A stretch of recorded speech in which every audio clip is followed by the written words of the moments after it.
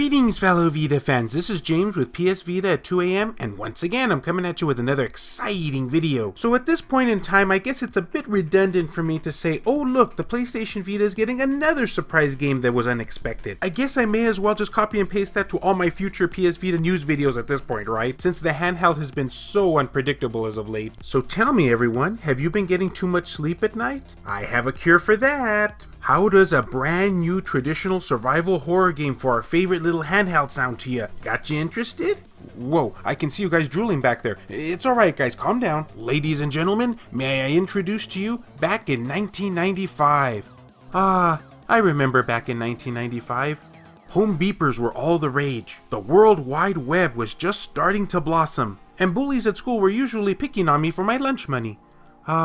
Those were happy days. Now, if you were to ask me, this game kind of gives me that whole Silent Hill sort of vibe. A little bit more than Resident Evil would anyway. Ratalaka Games has announced that it will bring the survival horror game back in 1995 to PS Vita. Developed by Throw the Warped Code Out and previously released on Steam and Nintendo 3DS back in 1995. Oh wait, they're talking about back in 1995. That's such a hard word to say when you're saying it in this context. Back in 1995 is a survival horror game that is both a throwback and a recreation of games from the original PlayStation. Be transported to a world both concrete and indistinct, where you must uncover the mystery surrounding the disappearance of your daughter, the catastrophe that shook the city, and why you've decided to finally return. Back in 1995 was created as a labor of love by indie developer Takakaki Lishijo Takakaki Kai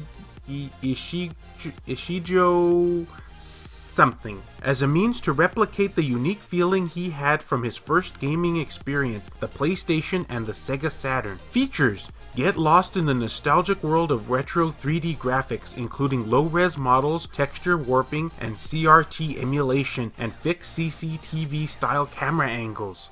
I'm assuming they mean static camera angles. Relive the mystery game genre with an old-school user interface and tank controls. Explore a sparse cityscape in the year 1995. As if that wasn't blatantly apparent already. Littered with clues about the past. Interact with a cast of damaged characters whose intentions you can never truly know. Uncover the mystery of yourself, your daughter, and what happened to the city. 2 to 3 hours of gameplay. End quote.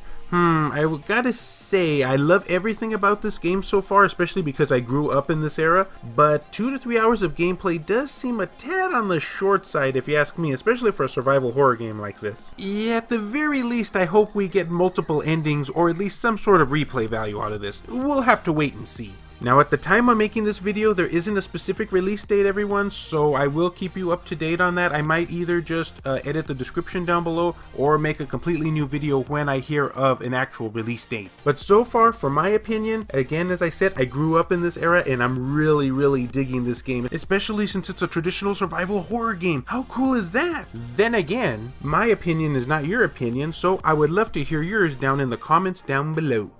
That was a pretty cool segue into that. I meant to do that.